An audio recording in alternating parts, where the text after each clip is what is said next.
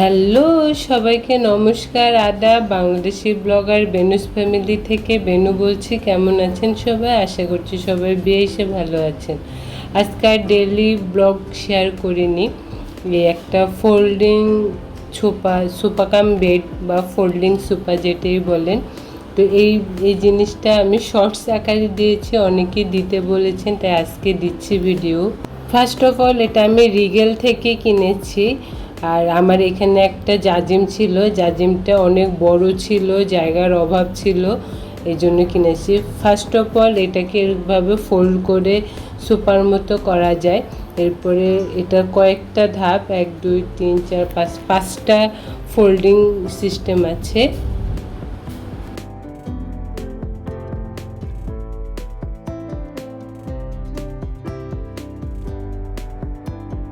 Second step, fourth step যদি আপনি বিছিয়ে লাস্ট স্টেপটা এভাবে ফোল্ড করে দেন তাহলে দেখতে এমনটা দেখা যায়। খাওয়ার পর আপনি বসে রেস্ট নেওয়ার সময় পিঠটা লাগিয়ে একটু রেস্ট নিতে পারবেন।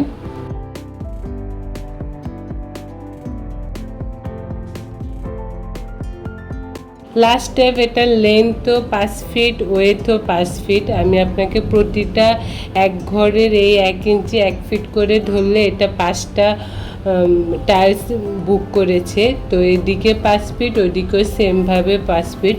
আর সবচেয়ে বড় কথা, এটা চেইন সিস্টেম, ক্লিন করার জন্য খুবই পারফেক্ট একটা ওয়ে। প্রতিটা পার্ট আপনি খুলে খুলে ক্লিন করতে পারবেন, সবচেয়ে সুন্দর ওয়ে এটা।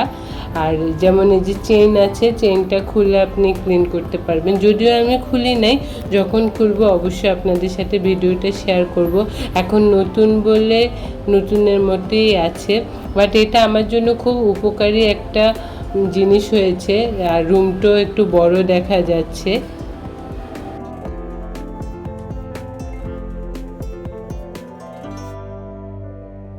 গরমের জন্য আমি একটানা ভিডিও করতে পারিনি। সেকেন্ড দিন আমার বাসায় কাকা ছিল, তো কাকাকে এটা এভাবে বিছিয়ে দিয়েছি। এখন সবটা গুছিয়ে রাখবো। আর কিভাবে রাখবো প্রথমে বুঝতে পারছিলাম না, তাই এটা উপর করে ফেলেছি। আসলে ওই পাশ থেকে উপর করে এটাকে দিতে হয়। যদিও এটা হালকা, খুব যে ভারী তা না, খুব হালকাভাবে, হালকা ওয়েট, খুব যে কষ্ট হবে তা না। আর সবচেয়ে বড় কষ্ট হচ্ছে গরমের কারণে, গরমের জন্য আসলে একটু কাজই খুব কষ্ট মনে হয়।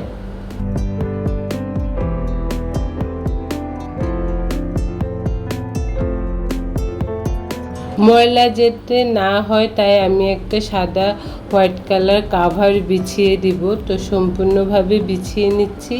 বরাবরই আমার হোয়াইট খুব পছন্দ, তাই হোয়াইট কালারটাই বিছিয়ে এভাবে একটু বালিশ দিয়ে কুশন দিয়ে দেখতে যেন সুন্দর দেখা যায়, আরও আকর্ষণীয় হয়, তাই এভাবে বিছিয়ে দিয়েছি। তাহলে আমার এই কর্নারটা টোটালি ফাঁকা হয়ে গিয়েছে আর রুমটা দেখতে এমন লাগছে। ফুল একটা ভিডিও আপনাদের সাথে শেয়ার করেছি, আশা করব ভালো লাগবে। এই জায়গায় একটু ফাঁকা রেখেছি, তা নাহলে পর্দার ভাঁজগুলো নষ্ট হয়ে যাবে, এই জন্য এই জায়গাটা ফাঁকা রেখেছি। কেমন হয়েছে সোফা কাম বেডটা অবশ্যই জানাবেন, বা ফোল্ডিং বেড যেটাই বলেন। আর আপনাদের জানানোটা কমেন্টে করবেন। আপনাদের কমেন্টগুলো আমার খুব ভালো লাগে। আশা করব আমার ভিডিও আপনাদের ভালো লাগবে। পুরো ভিডিও দেখার জন্য রিকোয়েস্ট হলো। আজ এ পর্যন্ত, টাটা, বাই বাই।